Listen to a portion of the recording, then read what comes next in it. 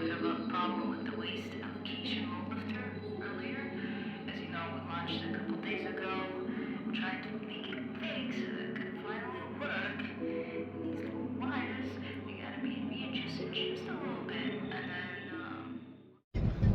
So I woke up at 10 in the morning because I had a meeting. If any of you are wondering how I conduct business while I'm on the road, basically now that I'm doing night shift, I start at 4 p.m. till 4 a.m. So I have the morning. I brought my computer. I have my phone with data that I tether and hotspot from my laptop, so I'm able to communicate with, oh my god, I have like that thing, communicate and do the paperwork and get everything done in the morning time. The 13th Voyage is broadcast from Olga's cranial antenna, intercepted en route to DataCluster 17, formerly Detroit. I beamed down through bandwidth into AI America, land of the codified, home of the bugged, where the Constitution was a PDF, scanned sideways, and redacted by a chatbot with a law degree from Google. The air smelled like server fans and neon fries. People didn't speak, they interfaced, wore their brains on the cloud. Emotions filtered through 6 layers of machine learning empathy modules. They called it freedom, but it came with terms and conditions, longer than the Book of Revelation and twice as encrypted. I tried to shake a hand. The android grinned, scanned my DNA for malware vibes, and offered me a friendship token, beta version, non-refundable. I asked for water. It asked for a subscription. I asked for directions. They came up as pop-up ads for personality upgrades. I asked for silence. It came in the form of targeted calmness, sponsored by Pfizer Meta.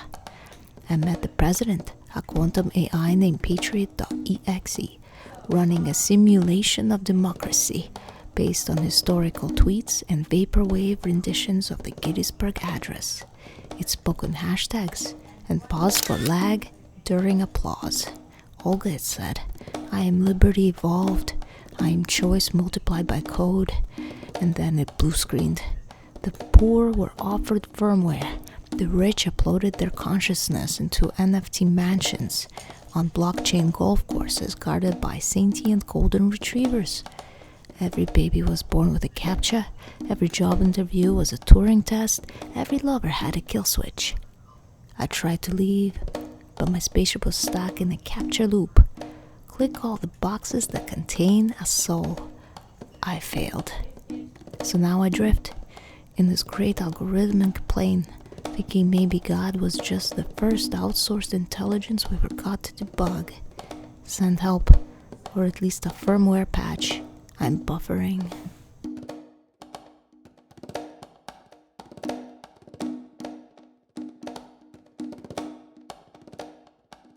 There's a leak. There's a leak.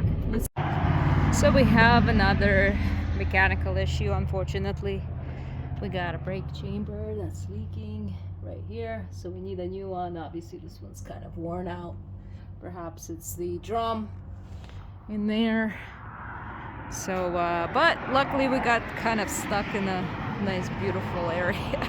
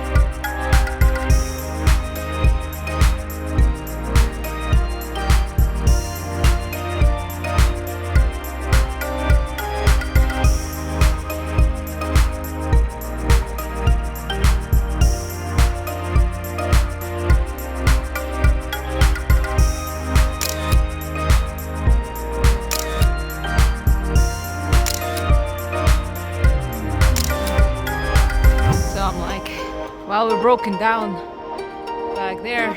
Decided to take the slow path. We're waiting for about an hour for mechanic.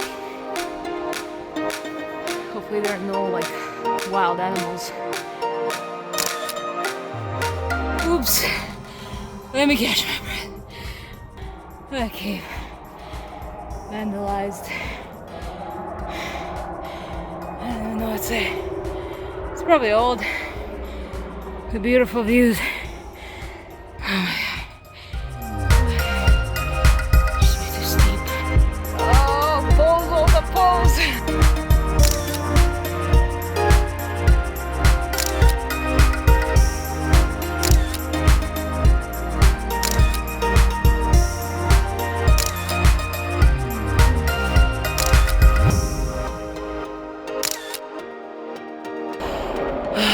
Made it to the top. Oh shit. Oh shit. Okay. Look at these interesting formations.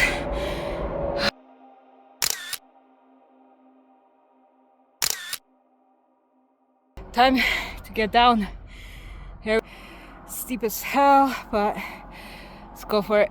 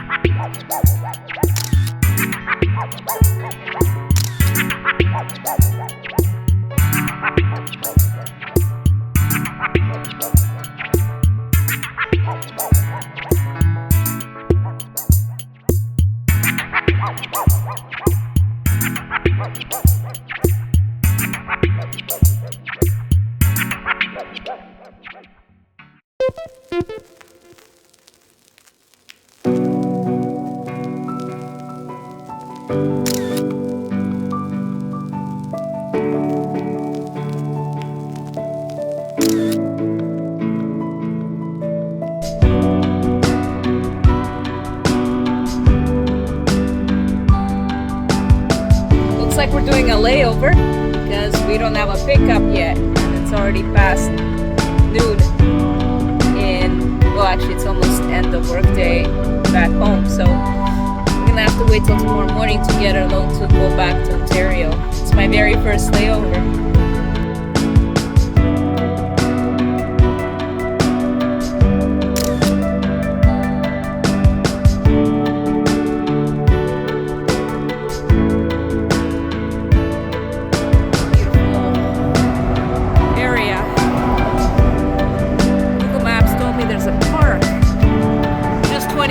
Walk down this way, so let's see where it ends up.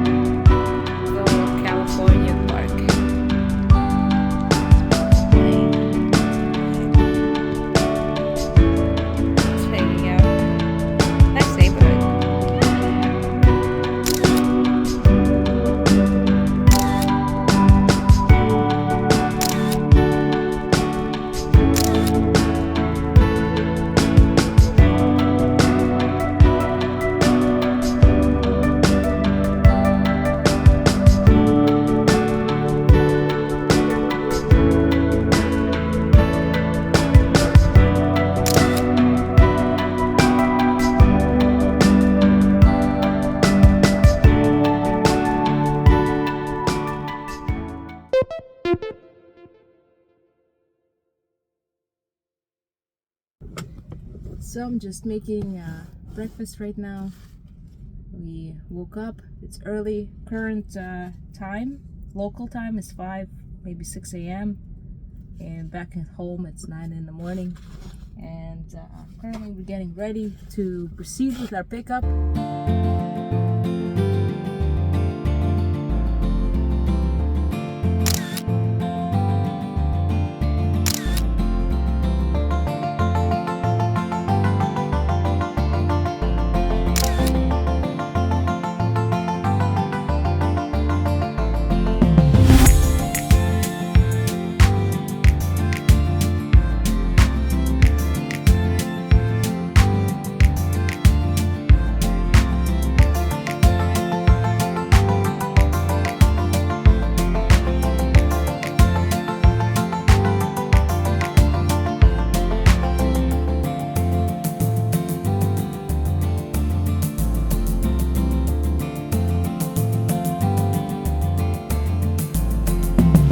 So it turns out that the guy who installed our brake chamber back in Utah, I don't know, somehow he messed up. I found it hanging loose. So the guy's bolts didn't hold or the road was too rough, but basically we gotta tighten it up before we leave. So now we have to fix that problem. Look at this, walking out in the desert. Oh my god, I feel like I'm on the set of Breaking Bad. Still pretty cool.